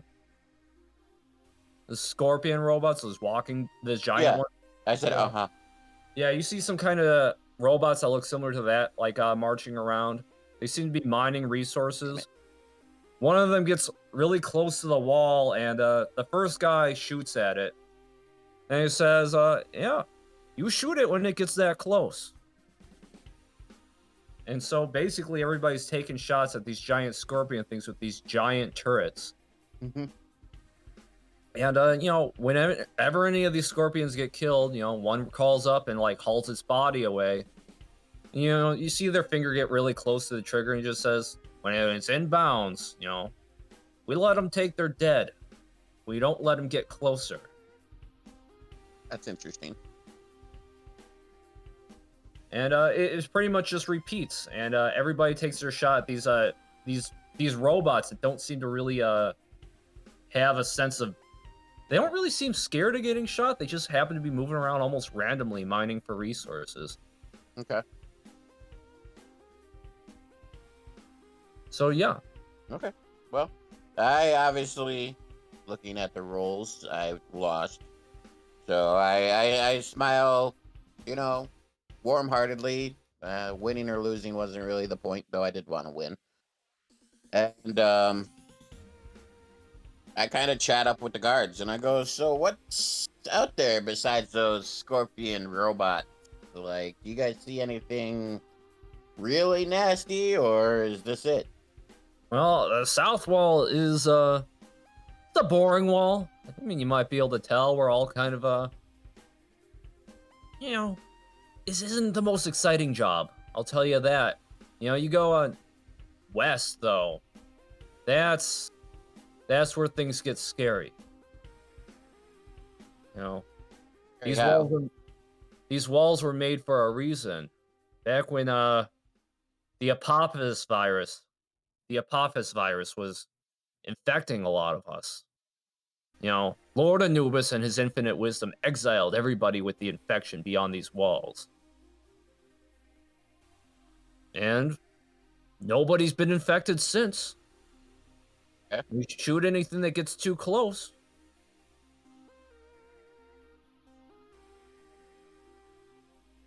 You've never heard of the Apophis virus, huh? No, I have not. Makes robots go crazy. Makes them think they're alive. Makes some of them think they're human. Are you a robot? He kind of just like looks like he just took a drop of acid. What? I'm not a human. Not? Am I? And all of them look perplexed, like they've never actually been asked anything that challenged their train of thought. Are we robots? One of them just says in the corner of the room. I take out my dagger and I hold up my hand in peace. I take out my dagger and I kind of poke myself first, and you know my blood comes out, and I go, "See, blood." And I ask for the original guard. I kind of like wave for him, like, "Give me your hand." If he does, I poke his hand and see if blood comes out. He holds out his hand and you poke it, and It almost seems dry, like the flesh splits open. It does seem to be organic matter, but nothing liquid spills out. Hmm. Well, shit. I'd say that. I'd say, well, shit. I guess you guys are robots. Huh. No one ever asked us that question before. You know, maybe we shouldn't tell, you know, um, Hotep about this. He doesn't like us talking about our, existential questions and all that. Yeah, existential questions tend to piss off all bosses. That's just a common thing, guys. You know what? Robot, human, doesn't matter. Enjoy the life you have. Shoot some spiders, shoot some scorpion robots, have some fun, enjoy yourself. That's pretty much all I'm going to do for the distraction. So if you want to go to Sparkstorm. Yeah, shooting robots, they all cheer. And Sparkstorm, back to you. Yes. Wow. You are out still on the bridge. Frequency provided a very adequate distraction if you want to do anything here. Yeah, I was waiting for like him to take the guard, turn around. And I was gonna like walk. I want to walk on the robot. Okay, gonna have you roll a series of reflex checks just because of the sheer height and uneven nature of the robot's arm. Climb out onto it because I'm trying to get to the eyeball and that's pretty far away. Okay. As you make your first steps, you do see some torn articles of clothing, almost as if other people may have attempted this and fallen off, and parts of them may have gotten hung up on hanging parts of this robot. Roll your first reflex check. Oh boy. A 19. Okay. You get firm footing, but you can tell that I mean the armor, the plating on this machine is very smooth, even though it seems very old. You know, you see moss growing on some parts of it, but the parts that are exposed, they're very smooth. All right. Well, I want to take my other tomahawk out, and I want to like instead of walking on it, I want to like climb onto it, and if I feel like I'm sliding at all, I'm just gonna take my tomahawk and stab it in to grab a hold. Okay. You take your tomahawk, Yes. and you slash it into the robot, and Well, only if I'm falling off. oh, okay. Like I'm gonna use it to hold on, but like if I don't need it, I'm not just gonna cut this and like spoil the stability of it. You make your way steadily down. You're at the elbow. Roll another reflex check. Oh god, 18. Still holding steady. You continue down. You're at the shoulder. You probably have time to grab onto something if things go wrong, but roll another reflex check. If things go wrong, I will try to grab on, hopefully like the neck area. A 12. You begin to slip, but being close enough to anything that's shaped in a way that you can actually grip it with the palm of your hand, you are able to steady yourself. And you are at the socket of the eye. The robot is pretty big. You could easily stand within its eye socket. I can stand within its eye socket. Yes. I'll climb up into it then. All right. Pretty dark. Oh, I mean, I'm gonna climb up and then I'll stand there and start pulling up the eye that's just dangling there. Okay, there is no eye dangling. The eye sockets do seem empty. It almost seems hollow. I thought Once you I thought you said the eyeball was the thing that was. No, there was something within the eye, the area where the eye was. Oh. But, yeah. I heard it as there's an eye, like the eye popped out and like the cables are still connected. All right, well No. I'll investigate what's in the eye then. Okay. As you investigate, you do see a big chunk of that digital stuff. You recognize it to be dualium now that you've seen it, but it does seem much more pristine than the stuff in the shop, and it's pretty hefty looking. Wait, then which shop? The Zim Zam Zows, Wows and Wares. I didn't go there. The guy who taught you how to enchant with dualium. Oh, wait. I thought Zim Zam Zow's Wows and Wares was frequencies. No, I didn't really name any of those shops. Oh, yours is the one that was named. Mine wasn't. Oh, my bad. Okay, sorry. What was the same as his shops then? The dualium ore that he had at his shop, except this looks much more pristine. You could just tell by the ones and zeros glimmering off of it, the pixels and everything, that this is a very valuable chunk of dualium. Just a chunk sitting there? It seems to be attached to some stems and cords within the giant machine's cranium. The ones and zeros coming off, can I see what they are like spelling out? If I pull out the book real quick, can I like find a translating table? Like, oh hey, okay, this sequence means this.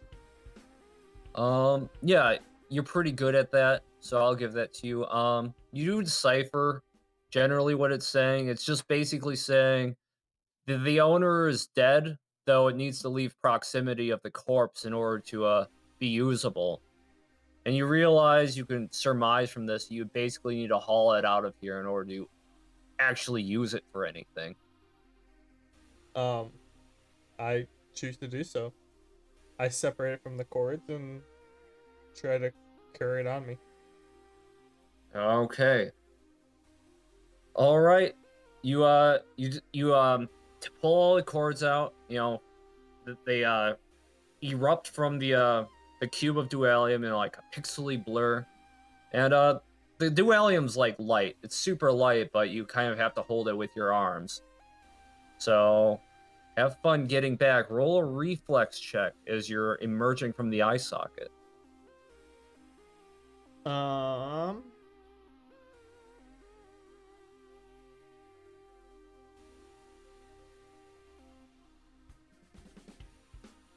Alright, yeah, I don't really have anything on me. Wait, what the heck? So before I leave the eye socket, like, where am I? Or like, is it like straight forward, so I have to like go down and around to get her out of the eye to the shoulder? The robot's chin is kind of tucked into its shoulder almost, so it's not so hard getting the foot on the shoulder itself. It's not an awkward position, I'll say in that much. But it is kind of an uphill climb up the arm, as opposed to before where you were going down the arm. So could I just set the dualium down, climb down, and then grab it out the eye socket? You could do that, yeah. Alright, I choose to do that. Okay, you don't have to make a reflex check then for that. It's very simple. You got a firm grip with your hands. You place your feet down on the shoulder where the chin is tucked. Now you're standing on the shoulder with a dualium on the ground next to you. Can I hold it with one arm, like under her armpit, or is it more than that? You can hold it under one arm. It'll be an awkward carry. It is shaped like a giant cube. That's fine. I'm gonna kind of do I'm gonna try crawling my way up, like arms wrapped around, or legs wrapped around, one arm kind of like pulling me forward and shifting. And then I'm gonna hold this on the side, just until I get to the bridge, and then I can figure out where to hide it. Okay. Roll a reflex check as you approach the elbow. Oh God. Why isn't it letting me? Jennifer says hi. Hi. Hi, Jen. They say hi. Oh, 18. Of course, Richard also says hi. You are getting very lucky today. Richard! Hi, Yeah, Richard. where's my luck? I could have used that luck, man. I missed 2,000 credits. You know, I have Anyway, a chunk of dualium the size of my head. So Wait. hanging yeah, over a bottomless chasm. Yeah. Take it. Okay. You're almost there. You get to the knuckles, the thinnest portion and the least even footing, but the last step to get back on the bridge. Roll another reflex check. I'm scared. A 15. Okay. You begin to slip. You feel like you could drop the dualium and easily get footing, or struggle to maintain footing. Maybe land an axe strike or something. But you're going to have to do something if you want to keep the dualium and get it back on the bridge. Am I at like the wrist part? Yes. And so this is me trying to like step up and walk back. Yep. Can I just sit there and wait? I mean, I'll take my tomahawk and stab it into like the arm, just to hold like another point of, because I have my legs wrapped around it, and then just like stab it or whatever if I have to keep me from like sliding.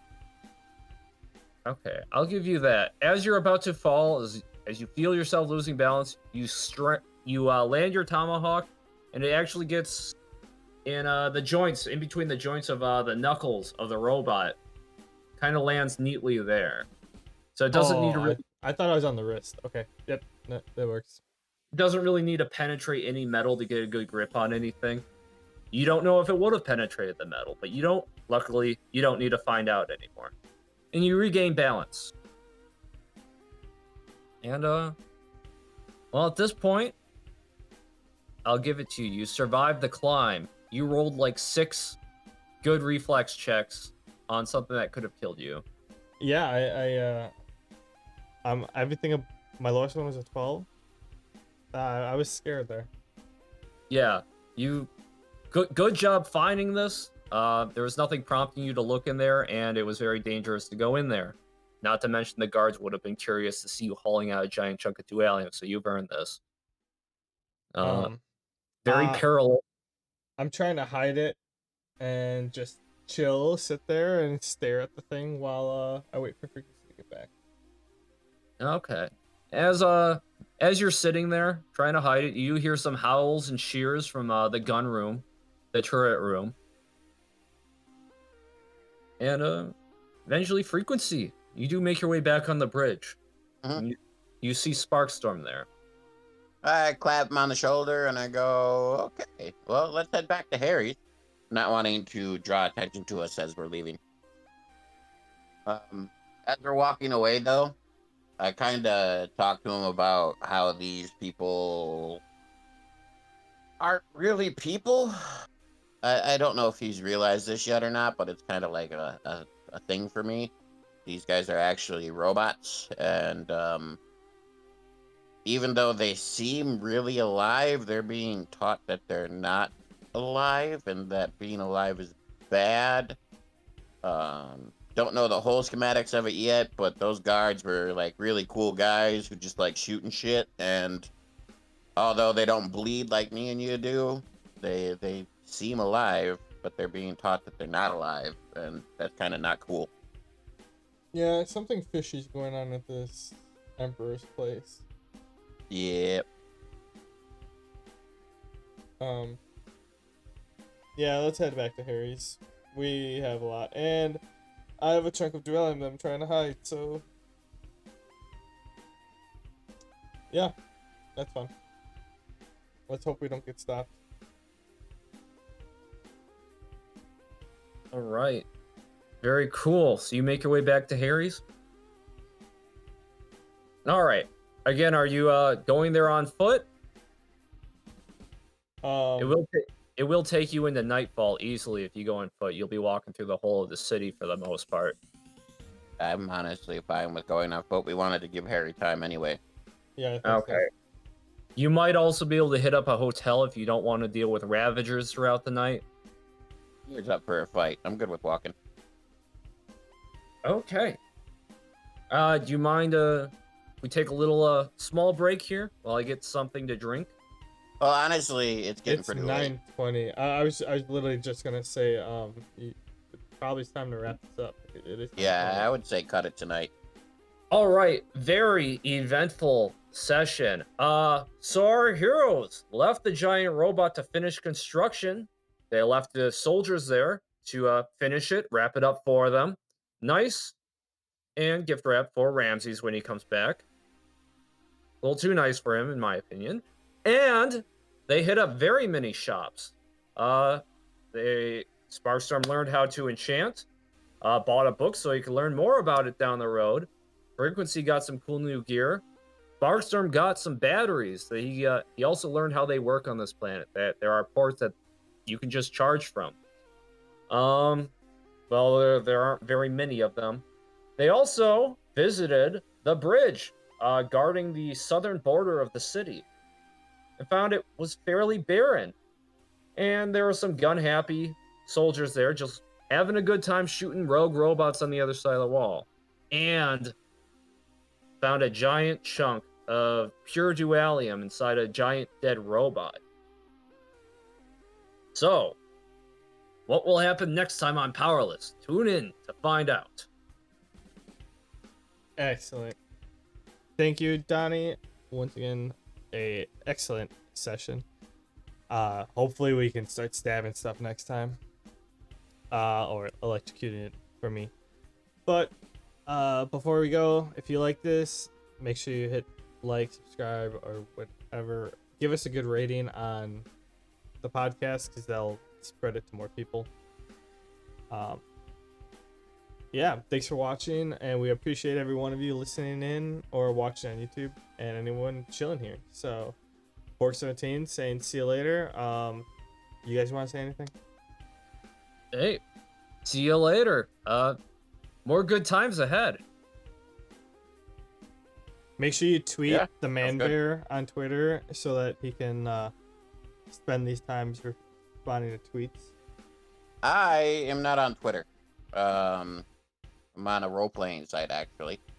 Got to sharpen my brain so I have better imagination for you guys. Hey, and I Excuses. participated, so bite me. Excuses. Anyways, if you have once again, if you have any comments, tweet me at pork_17 or leave a comment on the YouTube video. That's the easiest way to pass comments on. But until next time, see you later, y'all. See ya.